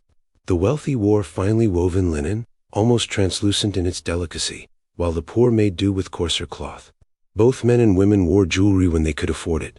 Beaded collars, bracelets, rings, earrings. Makeup was common, with both sexes wearing eye paint, using malachite and galena ground into powder and mixed with oils to create green and black cosmetics that also help protect eyes from the bright sun. Food for the wealthy could be elaborate, with bread, beer, wine, beef, duck, fish, fruits, vegetables, honey, and sweets. Common people ate simpler fare, mainly bread and beer supplemented with onions, fish, vegetables, and occasionally meat on festivals. Beer was safer to drink than Nile water and was consumed by everyone including children, though it was thicker and less alcoholic than modern beer. Medicine in ancient Egypt was surprisingly sophisticated.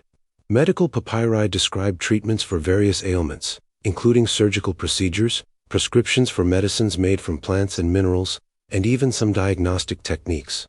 Doctors specialized, with different physicians treating different parts of the body. The Egyptians understood some practical medicine quite well, such as setting broken bones and treating wounds, though their understanding of internal anatomy was limited, and their treatments often mixed effective remedies with magical spells. Mathematics was well developed, necessary for calculating field areas, building pyramids with precise angles, managing complex accounts, and measuring grain stores. Egyptians used a decimal system and had methods for multiplication, division, and working with fractions, though their approach was different from modern mathematics. The Rhind mathematical papyrus and other texts reveal that Egyptian scribes could solve complex problems involving geometry and algebra. Art served primarily religious and commemorative purposes rather than existing for aesthetic appreciation alone.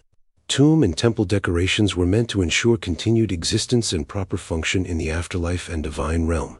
The conventions of Egyptian art, its profile views and hierarchical scaling where important figures are shown larger than less important ones, its formal poses and standardized proportions, persisted with remarkable consistency for 3,000 years, changing only during brief periods like the Amarna Age before reverting to traditional forms. Daily life in ancient Egypt varied enormously depending on one's social position, but certain elements united all Egyptians. They lived under the pharaoh's rule, participated in the cycle of the Nile flood, worshipped the same pantheon of gods, believed in the possibility of eternal life if properly prepared, and were part of a civilization that had achieved stability and continuity unlike anything else in the ancient world. An Egyptian farmer working his fields in 2500 BCE would recognize much in the life of an Egyptian farmer in 500 BCE, despite the 2,000 years separating them. This cultural continuity is one of the most remarkable features of ancient Egyptian civilization. Egyptians did not view death as an ending but rather as a transformation. the beginning of a new form of existence that could last forever if properly managed. This belief in eternal life shaped Egyptian culture profoundly, driving the creation of elaborate tombs, inspiring the development of mummification to preserve the body, and motivating people to live virtuously so they might be judged worthy in the afterlife. The preparations for death often began early in life, especially for the wealthy who spent years and considerable resources preparing their tombs and grave goods. The Egyptian conception of the person was complex, involving multiple spiritual components. The physical body was called Kaith, the mortal flesh that would decay without preservation. The Ka was a person's life force or vital essence, a kind of spiritual double created at birth that would need sustenance in the afterlife through food offerings left at the tomb. The Ba was often depicted as a human-headed bird and represented personality and individual character. It could fly free from the tomb to visit the world of the living but had to return to the body. The Ak was the transformed, glorified spirit that came into being when Ka and Ba were successfully reunited after death and the deceased had passed judgment. There were other elements too: the name, the shadow, the heart. All had to be preserved and protected for the deceased to achieve immortality. Mummification developed gradually. The earliest Egyptian burials were simple graves in the desert sand. The hot, dry sand naturally desiccated bodies, preserving them to some degree. When Egyptians began burying the dead in more elaborate tombs, the bodies were no longer in direct contact with drying sand and began to decompose. This likely motivated the development of artificial preservation techniques. By the Old Kingdom, mummification was being practiced, though the techniques would be refined over centuries. The classic mummification process, practiced during the New Kingdom, took 70 days and was performed by specialized embalmers working in buildings called wabit, or place of purification. The chief embalmer wore a jackal mask representing Anubis, god of mummification, transforming himself into the divine form. The process began with washing the body with water from the Nile and wine, purifying it ritually and literally. Then came the most delicate operation: removal of the internal organs, which would decay rapidly if left inside. The brain was extracted through the nose using a long hooked instrument, a procedure that required skill to avoid damaging the face. Egyptians did not understand the brain's function and considered it unimportant, so it was discarded. An incision was made in the left side of the abdomen, and through this opening the liver, lungs, stomach, and intestines were carefully removed. Each of these organs was mummified separately, wrapped in linen, and placed in one of 4 canopic jars, each protected by one of the 4 sons of Horus. The human-headed god Imsidi guarded the liver. The baboon-headed god Hapi protected the lungs. The jackal-headed Duamutef watched over the stomach. The falcon-headed Kabesinef kept the intestines safe. These jars were stored in the tomb along with the mummy. The heart, believed to be the seat of intelligence and emotion, was deliberately left in the body. The deceased would need it during judgment in the afterlife, when it would be weighed against the feather of Ma'at to determine their worthiness. With the organs removed, the body cavity was washed with wine and spices. Then came the crucial drying phase. The body was packed inside and out with natron, a naturally occurring salt mixture of sodium carbonate and sodium bicarbonate that absorbed moisture. The body was left in natron for approximately 40 days, after which it would be completely dried, the flesh shrunken but preserved. After drying, the body was cleaned again and the cavity stuffed with linen, sawdust, or other materials to restore a more lifelike shape. The skin was treated with oils and resins. Then began the wrapping, a sacred procedure accompanied by prayers and spells. The embalmers started with individual fingers and toes, wrapping each one separately, then moved to limbs and finally the entire body. Between the layers of linen bandages, they placed amulets at specific locations. A heart scarab over the chest to protect the heart during judgment, an eye of Horus for protection and healing, an ankh for life, a jed pillar for stability. Each amulet had specific magical properties and was positioned according to religious texts. The wrapping could involve hundreds of yards of linen. Each layer was coated with resin, creating a solid, protective shell. Over the face might be placed a mask, the most famous being Tutankhamun's golden death mask. Though most masks were made of less expensive materials like painted cartonnage, a kind of papier-mâché made from linen and plaster. Finally, the completed mummy was placed inside coffins. The wealthy might have multiple nested coffins, each more elaborate than the last, all placed inside a stone sarcophagus. The coffins were painted with protective spells and images of gods. The inner coffin often showed an idealized image of the deceased. The quality of mummification varied with the deceased's wealth. The elaborate 70-day process described above was expensive. affordable only for the elite. Middle-class individuals received less thorough treatment. The poor often received minimal mummification or simply burial in the sand, though even they might have simple amulets or grave goods to aid them in the afterlife. Animals were also mummified. Sacred animals associated with particular gods received elaborate mummification and burial. The Apis bulls, believed to be living manifestations of the god Ptah, were mummified and buried in huge stone sarcophagi in the Serapeum at Saqqara. Cats sacred to Batet, ibises sacred to Thoth, crocodiles sacred to Sobek, and many other animals were mummified by the millions during the late period, when the practice became extremely popular. Many of these animal mummies were offerings to the gods, purchased by pilgrims visiting temples and buried in massive cemeteries near sacred sites. Beloved pets might also be mummified to accompany their owners to the afterlife. Archaeologists have found mummified dogs, cats, monkeys, and even fish, carefully wrapped and buried in miniature coffins. The mummy was only one element of burial preparations. The tomb itself was crucial, serving as the eternal home for the deceased Ka.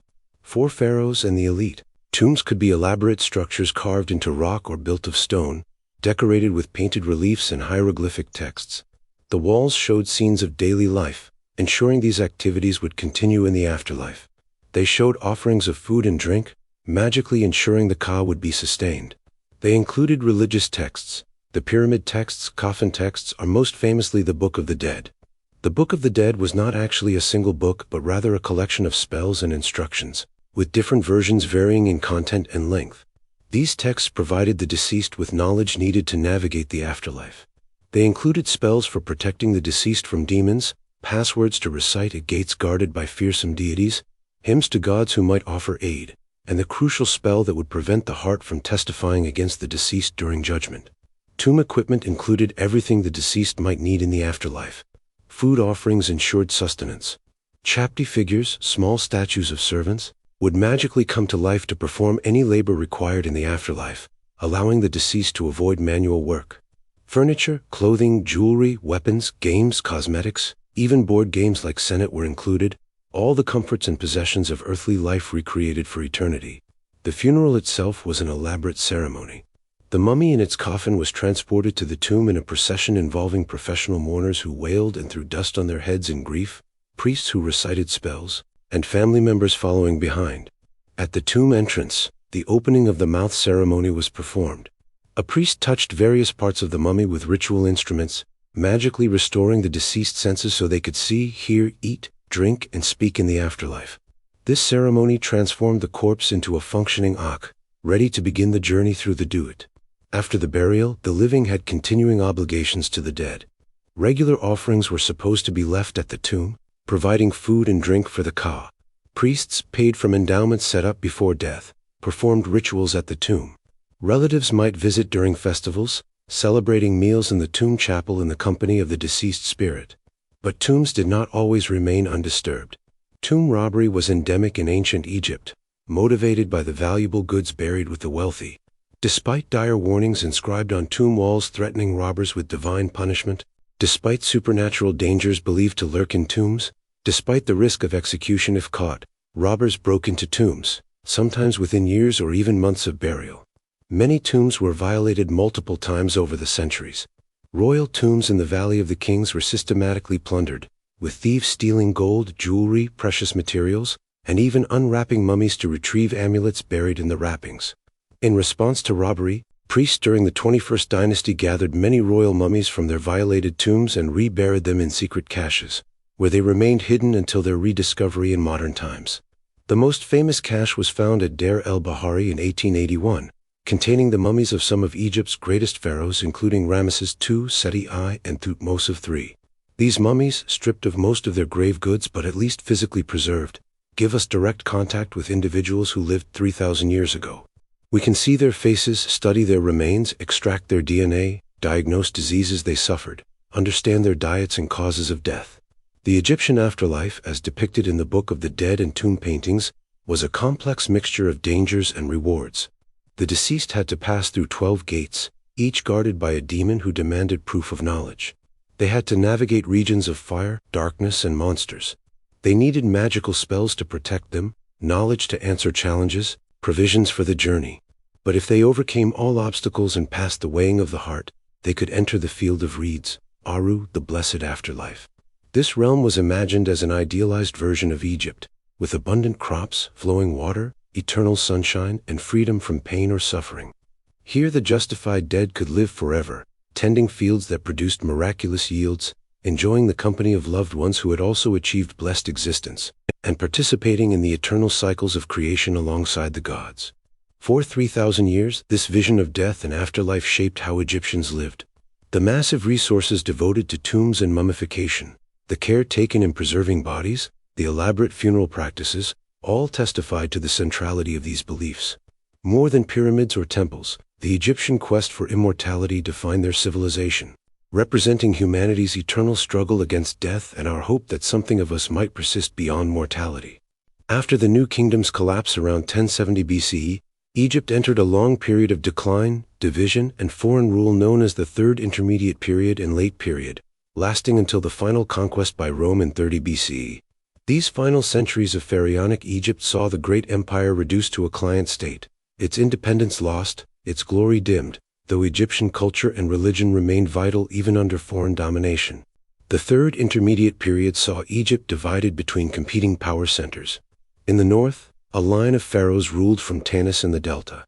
In the south, the high priests of Ammonius at Thebes wielded effective control over Upper Egypt, sometimes claiming royal titles themselves.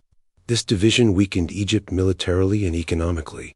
Then came invasions from the south, as the kings of Kush and Nubia, who had been thoroughly Egyptianized during centuries of Egyptian rule, marched north and established the 25th dynasty, ruling Egypt as pharaohs who claimed to restore traditional Egyptian values corrupted during the preceding centuries of division. The Kushite pharaohs ruled Egypt from approximately 747 to 656 BCE, building pyramids in Nubia and restoring Egyptian temples. They presented themselves as the true preservers of Egyptian tradition, more Egyptian than the Egyptians themselves.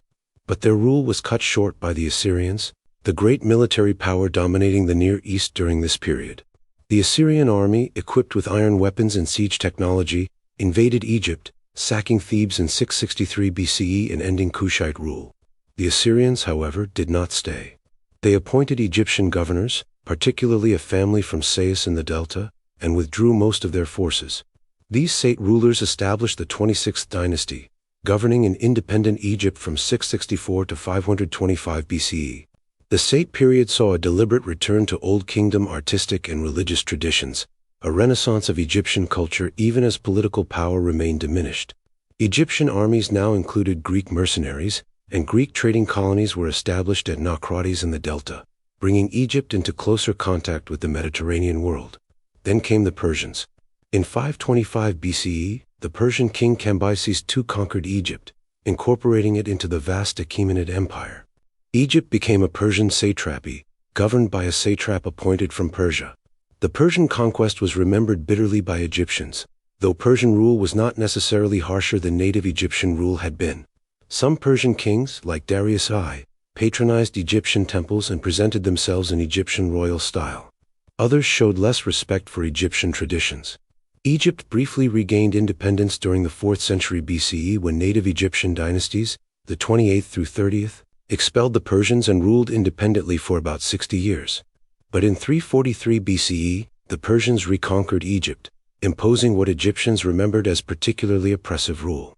This second Persian period lasted only a decade before an even greater conqueror arrived from the west. Alexander the Great of Macedon invaded the Persian Empire, defeating the Persian armies in a series of brilliant campaigns. In 332 BCE, he entered Egypt, which welcomed him as a liberator from Persian rule. Alexander visited the oracle of Ammonius at the Siwa oasis in the western desert, where he was reportedly confirmed as the son of Ammonius, legitimizing his rule in Egyptian religious terms. He founded the city of Alexandria on the Mediterranean coast, which would become one of the ancient world's great cities, a center of Greek culture, learning, and commerce. Alexander died in 323 BCE without a clear successor, and his empire was divided among his generals. Egypt fell to Ptolemy, one of Alexander's closest companions, who established himself first as satrap and then in 305 BCE as pharaoh, founding the Ptolemaic dynasty that would rule Egypt for nearly 3 centuries. The Ptolemaic period was a time of cultural blending. The Ptolemies were Macedonian Greeks who spoke Greek, governed using Greek administrative systems, and promoted Greek culture. Alexandria became the greatest Greek-speaking city in the world, home to the famous Library of Alexandria that attempted to collect all the world's knowledge, and to the Mouseion, a research institution where scholars like Euclid, Archimedes, and Eratosthenes made fundamental advances in mathematics, physics, geography, and other sciences. Yet the Ptolemies also presented themselves as Egyptian pharaohs. They were depicted in temple reliefs wearing traditional Egyptian regalia, performing traditional rituals. They patronized Egyptian temples, building magnificent structures like the Temple of Horus at Edfu and the Temple of Hathor at Dendra. They allowed Egyptian religion to continue unchanged for most of the population. This dual identity, Greek for the Hellenized elite and Egyptian for the native majority, characterized Ptolemaic Egypt. The Ptolemaic dynasty was notorious for family drama. Brothers murdered brothers. Queens poisoned rivals.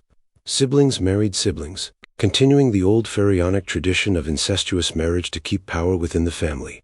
The most famous Ptolemaic ruler was Cleopatra VII, who came to the throne in 51 BCE at age 18, co-ruling with her younger brother Ptolemy XIII.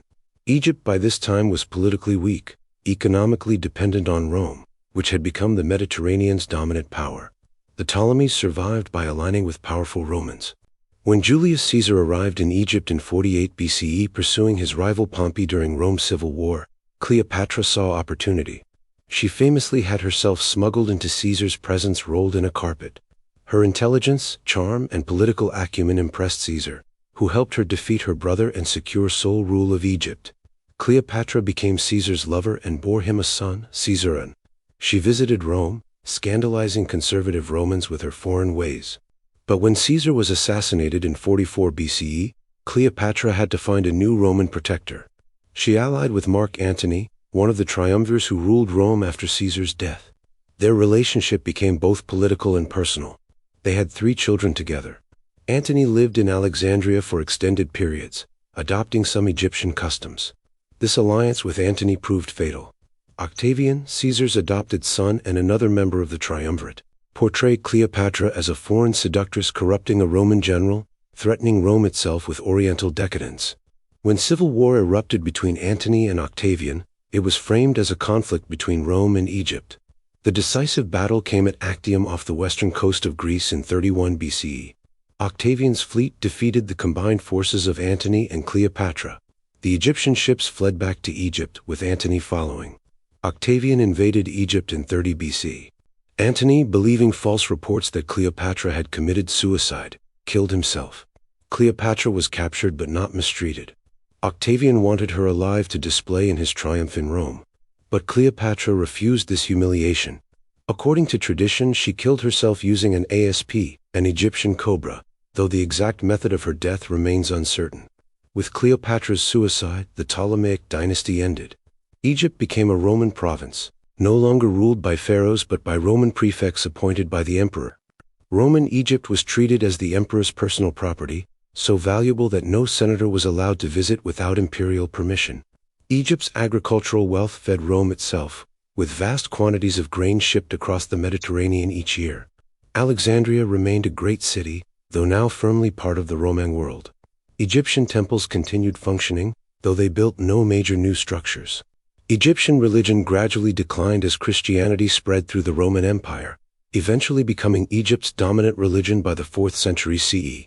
The last hieroglyphic inscription was carved at Philae Temple in 394 CE, bringing to an end a writing system that had been in continuous use for over 3,000 years. The ancient gods were abandoned as their temples were converted to Christian churches or simply closed. The knowledge of how to read hieroglyphs was lost, not to be recovered until the 19th century. Egypt would remain under foreign rule for centuries, passing from Roman to Byzantine to Arab to Ottoman control, never again ruled by native Egyptian pharaohs. The great civilization that had flourished for 3 millennia was gone, its monuments buried by sand, its writing indecipherable, its history fading into legend and myth. But it was not entirely lost. In the desert, the pyramids still stood. Beneath the sand, temples and tombs waited to be rediscovered. And eventually, the modern world would develop the tools to recover ancient Egypt from the darkness of forgotten centuries. For over 1,000 years, ancient Egypt was largely forgotten by the world. Europeans in medieval and early modern times saw the pyramids and knew they were ancient, but they had no real understanding of who had built them or what the hieroglyphs meant. Wild theories circulated. Some claimed the pyramids were granaries built by the biblical Joseph. Others thought they were astronomical observatories or monuments built by giants. The hieroglyphs, undecipherable to medieval scholars, were thought to be purely symbolic, conveying mystical wisdom rather than readable text. Interest in ancient Egypt began growing during the Renaissance as European scholars started systematically studying classical texts by Greek and Roman authors like Herodotus, Plutarch, and Diodorus Siculus who had written about Egypt. But real understanding was still impossible without the ability to read hieroglyphs. The breakthrough came through Napoleon Bonaparte's invasion of Egypt in 1798. Napoleon brought with him not just soldiers but also scholars, scientists, and artists who documented Egyptian monuments in unprecedented detail. In 1799, French soldiers rebuilding a fort at Rosetta in the Nile Delta discovered a stone slab inscribed with 3 scripts: Greek, Egyptian demotic, and hieroglyphs. This Rosetta Stone, as it came to be known, would prove crucial to deciphering hieroglyphs. The stone contained the same text in all 3 scripts. Since scholars could read ancient Greek, they had a key to understanding the hieroglyphs. The race to decipher the stone involved scholars across Europe, but the crucial breakthrough came from Jean-François Champollion in France. In 1822, after years of study, Champollion announced he had deciphered hieroglyphs, demonstrating that they were not purely symbolic but phonetic, representing sounds and words. This achievement opened ancient Egypt to modern understanding, allowing scholars to read temple inscriptions, tomb autobiographies, royal decrees, and religious texts. As hieroglyphs were deciphered, Egypt's political history could be reconstructed from king lists and royal inscriptions. The field of Egyptology developed as a professional scholarly discipline, with chairs established at major universities and museums competing to acquire Egyptian artifacts. Unfortunately, the early period of Egyptology was marred by what can only be called plundering. European collectors and museums acquired mummies, statues, reliefs, and entire temple structures, often by methods that would today be considered theft. The famous bust of Nefertiti in Berlin's Numis Museum, the Rosetta Stone in the British Museum, the obelisk in Paris, and countless other treasures were removed from Egypt during the 19th and early 20th centuries. Archaeological excavations revealed Egyptian history in increasing detail. Giovanni Belzoni, working in the early 19th century, discovered numerous tombs and transported massive artifacts to European museums. Flinders Petrie revolutionized Egyptian archaeology in the late 19th century by introducing systematic excavation methods, careful recording, and attention to small finds like pottery that others had ignored. His work established Egyptology as a scientific discipline rather than treasure hunting. The discovery of Tutankhamun's tomb by Howard Carter in 1922 is archaeology's most spectacular moment, revealing the only nearly intact royal tomb ever found and igniting worldwide fascination with ancient Egypt that continues today. Subsequent decades saw other major discoveries: worker villages at Giza and Amarna revealing how common people lived, the mummy caches containing royal mummies, Nefertari's beautifully painted tomb, and countless temples, tombs, and artifacts expanding our knowledge. Modern Egyptology uses sophisticated techniques beyond excavation. Satellite imagery reveals hidden structures beneath the sand. Ground-penetrating radar maps subterranean features without digging. CT scans of mummies reveal information about health, diet, age, and cause of death without unwrapping the bodies. DNA analysis identifies family relationships among royal mummies. Carbon dating provides more precise chronologies. Chemical analysis of artifacts reveals their composition and origin. This scientific approach has debunked many myths about ancient Egypt. The pyramids were not built by slaves but by paid workers, as the archaeological evidence from worker villages clearly demonstrates. They were not built by aliens despite sensationalist claims in popular media. The engineering and mathematical knowledge required to build them, while sophisticated, was well within the capabilities of Bronze Age civilizations, as experiments with ancient tools and techniques have shown. The precision of pyramid construction, while impressive, resulted from careful surveying, use of simple but effective tools, and enormous amounts of human labor organized efficiently, not from lost advanced technology. The curse of the pharaohs, supposedly affecting those who disturbed Tutankhamun's tomb, is fiction. While it's true that some people associated with the tomb's discovery died, most lived to normal old age, and statistical analysis shows they died at rates no different from comparable populations. The curse was largely media sensationalism. The theory that the Sphinx was built by a much older civilization than ancient Egypt has no archaeological support. Geological evidence cited by proponents of this theory has been thoroughly debunked by mainstream geologists and Egyptologists.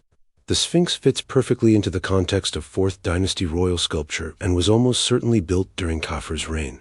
Claims that ancient Egyptians possessed electricity, aircraft, or other advanced technologies based on misinterpretations of temple decorations are equally unfounded. The light bulb in Dendera Temple that some have claimed depicts ancient electrical lighting is actually a depiction of a mythological snake emerging from a lotus, a common motif in Egyptian religious iconography. However, we should not go too far in the other direction by underestimating what ancient Egyptians achieved. They did accomplish remarkable feats. They performed successful brain surgery, as Japan's skulls demonstrate. They created medicines that genuinely worked, alongside ones based on magic and superstition. They understood fractions, could calculate the area of irregular plots of land, and worked out the mathematics of pyramid construction. They developed a 365-day calendar and tracked astronomical phenomena. They created art of breathtaking beauty using techniques that modern craftsmen struggle to replicate. The moral legacy of ancient Egypt is complex. It was a civilization that created works of sublime beauty and profound religious thought, yet it was built partly on slave labor and maintained through absolute monarchy with no concept of human rights as we understand them. Pharaohs were despotic rulers whose word was law. The social hierarchy was rigid and justified by religion. Women, while having more rights than in many ancient societies, still occupied subordinate positions. Brutal punishments were inflicted on criminals and conquered peoples. We can admire Egyptian achievements while acknowledging their society's harsh realities. The pyramids are engineering marvels, but they were built through corvée labor that must have caused immense hardship for the peasants forced to leave their fields and haul stones in the desert sun.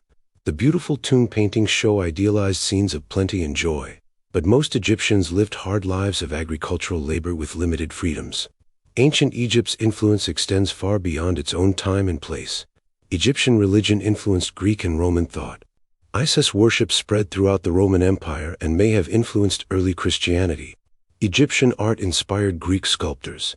Egyptian architecture influenced classical and later neoclassical buildings.